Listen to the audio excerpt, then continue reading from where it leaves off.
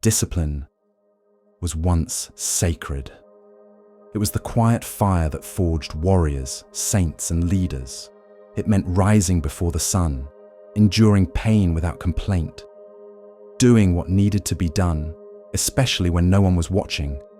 It was the bridge between potential and power, and it wasn't glamorous.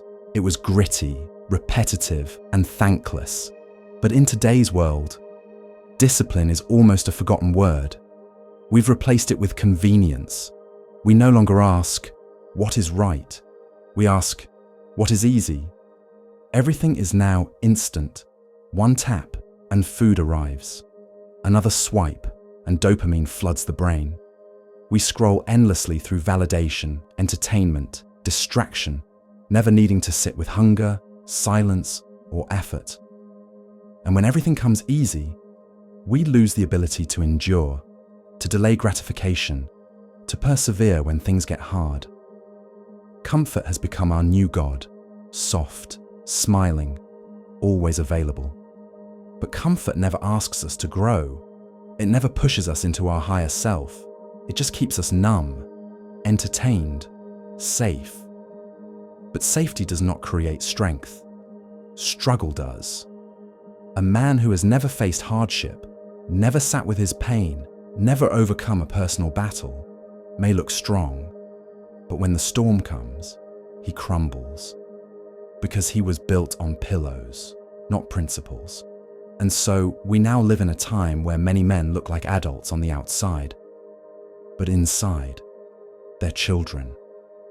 Avoiding anything uncomfortable, escaping anything demanding, and fearing the very thing that could make them whole. Discipline. You cannot become what you cannot see. For centuries, the father was more than just a provider. He was a symbol of order, of presence, of discipline wrapped in love, and silence that held meaning. But today, fathers are disappearing. Some physically, abandoning their families. Some emotionally, present in body but absent in spirit. Numbed by work, regret, or their own silent wounds.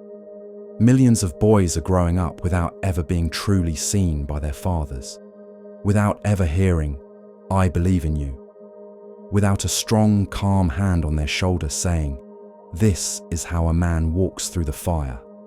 And even when fathers are there, many are broken themselves, raised by men who told them to be tough, not tender, to win, not to feel, to dominate, not to understand. So they pass down what they received: silence, distance, emotional emptiness. Not because they don't love, but because they were never taught how to show it. And in that void, boys are left drifting, with no compass, no initiation, no rite of passage that tells them, "You are no longer a boy, it's time to rise." And so they look elsewhere, to celebrities, influencers, porn. They imitate shadows of men, loud, shallow, overcompensating, confusing confidence with arrogance and power with control. Some grow into tyrants, men who shout to feel seen, dominate to feel strong, never realizing their aggression is just unhealed pain in armor. Others retreat inward, timid, passive, unsure, afraid to take space, to speak, to lead. Because no one ever showed them how. Both are wounded. Both are lost. Because the father was missing. And without masculine guidance, the soul of a boy is never sharpened into the spine of a man. Once upon a time, masculinity was sacred. It meant protection, direction, presence. It meant standing at the edge of chaos and saying, "I've got this." But somewhere along the way, the definition began to rot. Not because masculinity itself changed, but because we stopped understanding it.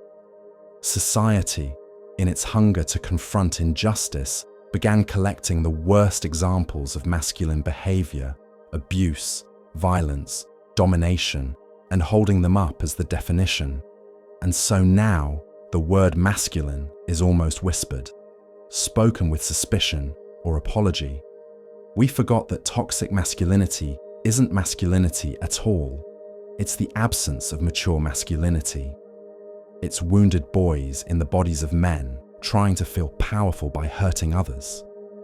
But instead of healing the wound, we've condemned the entire masculine spirit. And so what happens? Men begin to shrink. They silence their voice. They second-guess their instincts. They suppress their natural drive to lead, to protect, to initiate. They disconnect from their primal fire because they've been taught that fire is dangerous. But masculinity is not danger. Unconscious masculinity is. True masculinity doesn't dominate. It creates space. It doesn't control. It contains. It doesn't suppress others. It masters itself. And when we label all masculinity as toxic, we don't create safer men. We create weaker ones. Men who are afraid to feel their own power. Men who float through life disconnected from purpose because they've been told that their very essence is shameful. But a society that silences its men will one day find itself without defenders, without anchors, without backbone. Because when the strong are punished for being strong, only the manipulative will rise in their place. A man's relationship with his emotions has always been at the heart of his strength or his suffering. For generations, men were taught to suppress, to swallow their tears, hide their fear, and bury their grief. They were told, real men don't cry. Don't be soft. Emotions make you weak. And so they learned to disconnect from their inner world, to build walls, to cope through silence, violence, or addiction. But when emotions are ignored, they don't disappear. They mutate. Suppressed anger becomes rage. Suppressed fear becomes avoidance. Suppressed sadness becomes numbness. But now, we face the opposite extreme. The modern man is told to be vulnerable, expressive, emotionally open. And yes, that's a powerful shift. But in the absence of maturity, it becomes performative. Feelings become a mask instead of a mirror. Many men today wear their pain like an identity, not to heal it, but to be seen for it. They turn their emotions into weapons, tools to manipulate, seek attention, or avoid responsibility. Pain becomes a story they never stop telling. But true strength lies somewhere neither side wants to go. It is not in suppression, and not in emotional indulgence. It is in emotional mastery, the ability to feel deeply, but not drown, to name your emotions, but not become them, to let anger visit, but not let it rule, to cry without shame, and still stand when the storm passes. This balance, this quiet, grounded integration, is rare today. Because we live in a culture of extremes, of outrage, of echo chambers, a world where emotional regulation is unsexy, and victimhood is often rewarded more than growth. So men oscillate between being stoic machines, cold, distant, unreachable, or emotional wrecks, unstable and reactive. But the mature man, he doesn't hide his heart, he just knows how to hold it. In every ancient tradition, in every myth that survived the fire of time, there lived a symbol, the sacred warrior. He was not just a soldier, not just a fighter. He was a man who stood between chaos and the sacred, a protector, a servant, a man who did not fight for ego, but for meaning, for family, for truth, for the soul of the tribe. In Jungian psychology, he is one of 4 great masculine archetypes: the warrior, the king, the magician, and the lover. Together, they formed the mature masculine, balanced, grounded, awake.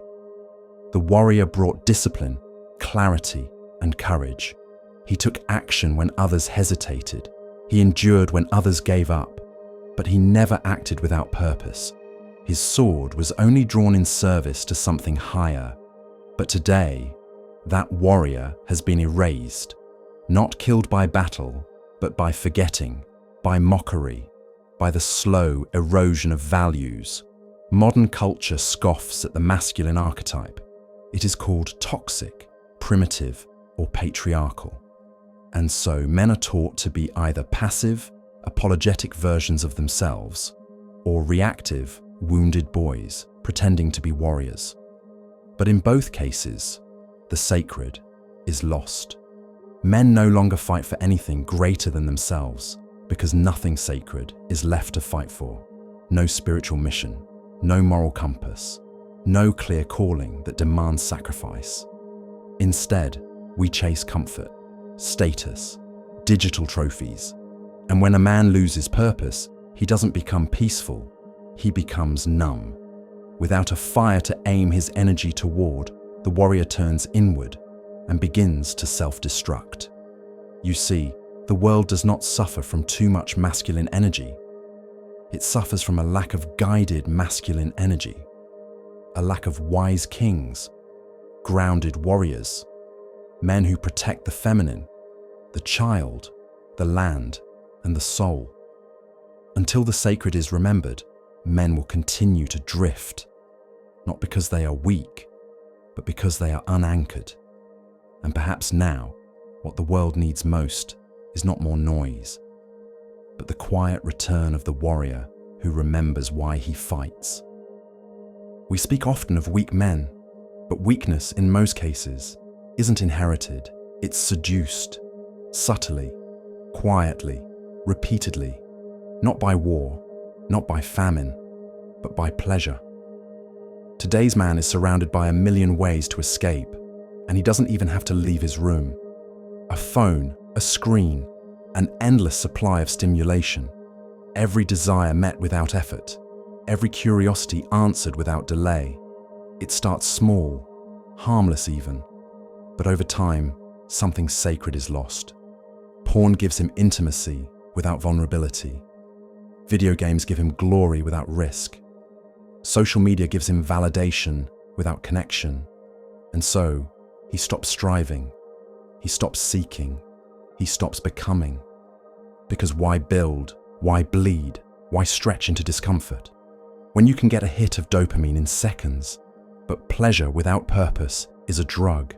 And the more he consumes it, the more numb he becomes to his own pain, to his own longing, to his own potential. It rewires his brain, not to conquer challenges, but to avoid them, not to initiate, but to react, not to live deeply, but to scroll endlessly. And so we see a generation of men, not broken by life, but quietly hollowed out by comfort. Vitality becomes fatigue, ambition becomes apathy, the fire within dims until it's barely a flicker. And the tragedy, he doesn't even realize he's fading, because everything around him tells him he's fine, that he's free, that this is normal. But real freedom isn't the ability to say yes to every impulse. Real freedom is the ability to say no, to choose discomfort when it leads to growth, to resist what weakens you so you can build what strengthens you. The modern man must wake up, not just from distraction but from self-sedation, because if he doesn't claim his will, something else will. We are not witnessing the death of masculinity. We are witnessing its forgetting, its distortion, its exile. In a world that mocks discipline, shames strength, and drowns men in comfort, the real man, the grounded man, the awakened man, is becoming a rare species. But the truth is, strong men are not extinct. They are simply quiet. They are building in silence, healing in solitude, fighting battles no one sees. And perhaps you are one of them. A man who has felt the weight of expectation, the confusion of modern identity, the deep ache of something lost, but not yet broken. This is your call to rise, not to dominate, not to impress, but to remember, to rebuild the inner code, to reclaim your fire, not in noise, but in presence. Because the world doesn't just need louder men, it needs deeper ones. Men who carry silence like a sword, Men who protect what's sacred, men who don't run from responsibility, but walk toward it, deliberately, consciously, and with heart. So if this spoke to you, if something in you stirred, then you already know you're not alone in this path. This channel exists to awaken that quiet power within you, to help you remember what the world is trying to erase. So stay, reflect, explore more. And if this voice echoes something inside you, like, share and subscribe to Metaphysics Diary.